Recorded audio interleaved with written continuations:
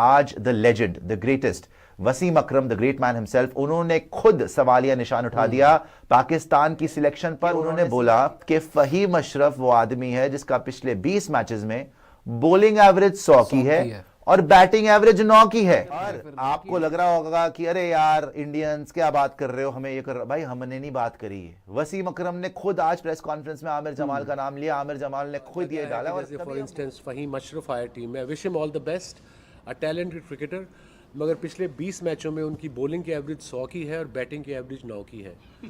वो इस came out of the regular opener तो फ़ख्र है जो पिक किया। Thank God is back in the squad, one of the main players in world cricket in white ball.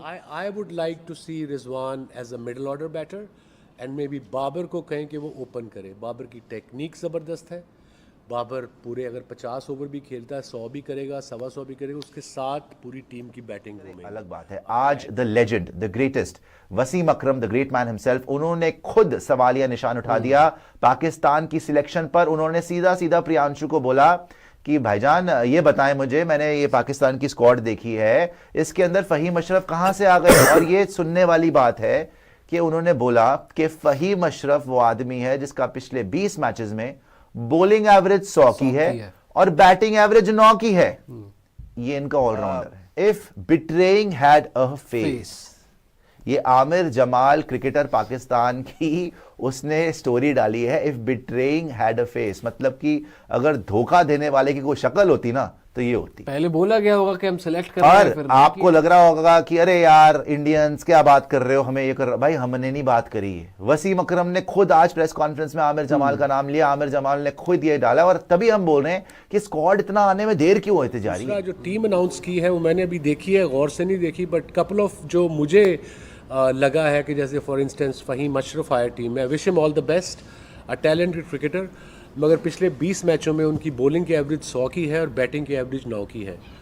वो इस came out of the blue and then Khushdil also came out of a blue. और एक spinner हम लेके जा रहे हैं, proper spinner आएगा। एक रेगुलर ओपनर तो फ़ख्र है जो पिक किया। Thank God is back in the squad, one of the main players in world cricket in white ball.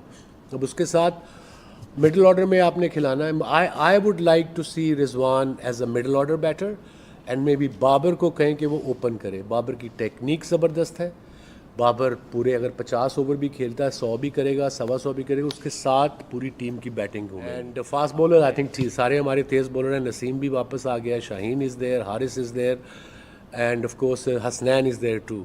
Look, I would love Pakistan to win, obviously being a Pakistani, but look, it won't be easy. Top 8 teams in world cricket are playing, and they're playing quite a few games.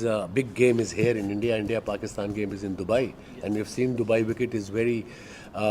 जो आज की wicket देखी है उस पर घास नहीं है, तो उस पर बॉल ग्रिप भी कर रहा है। तो एक स्पिनर, एक पार्ट टाइम स्पिनर होगा, उससे फ़र्क तो पड़ेगा। और अगर आप रेगुलर जिस टीम के बाद 3 स्पिनर है तो उसके मुकाबले में आपको थोड़ा प्रॉब्लम तो आएगा।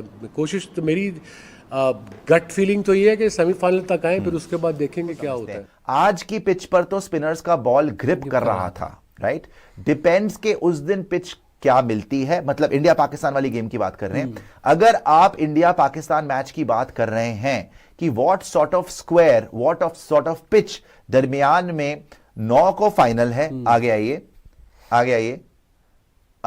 मेरा नहीं ख्याल कि 1-1.5 हफ्ते में घास आ जाएगी वापस। पिच यही रहेगी और बॉल तो घूमेगा और weather will be excellent for the bowlers. मतलब बॉल घूमेगा, स्पिनर्स का पिच भी यही रहेगी और 1-1.5 हफ्ते में घास तो आएगी। घास से क्या मतलब होता है? घास का मतलब होता है अगर घास है तो फास्ट बॉलर्स को एडवांटेज है। तो यहां पाकिस्तान ने 4-4 फास्ट बॉलर भर लिए और अगर बॉल घूमेगा उसका यह मतलब है कि स्पिनर्स को एडवांटेज होगा। आगे आइए, तो ये इनका मतलब है कि पिच सेम ही रहेगी भाई। जो अभी पिच दुबई की है देख, और ये तो दुबई में ही इंटरव्यू हुआ है, दुबई में ही है ये इंटरव्यू दुबई में ही हुआ है और वहीं पर इनसे पूछा गया तो वसीम भाई ने खुद ही वहां की पिचेस देख के बताया। सबसे पहले तो अच्छा ये हो गया था। आगे आ जाइए, इन्होंने पाकिस्तान बोर्ड को मुबारकबाद दी है कि स्टेडियम बढ़ गए, बड़े जल्दी बन गए। उन्होंने बोला मकान नहीं बनाना था, बड़ी जल्दी बन गया, बिग डील है। आगे आइए, लेकिन पते की बात जो इन्होंने टीम अनाउंसमेंट करी, आगे आ जाइए।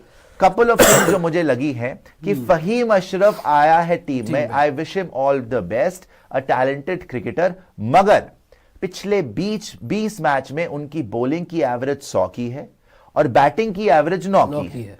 ही came out of the blue, मतलब ही इज डिसअपॉइंटेड कि फहीम अशरफ जो बोलने के लिए ऑन पेपर एक ऑलराउंडर है, उसको ये लोग बोल रहे हैं कि हाँ भैया हाँ हमने इसको डाल दिया। Khushdil Shah also came out of the blue.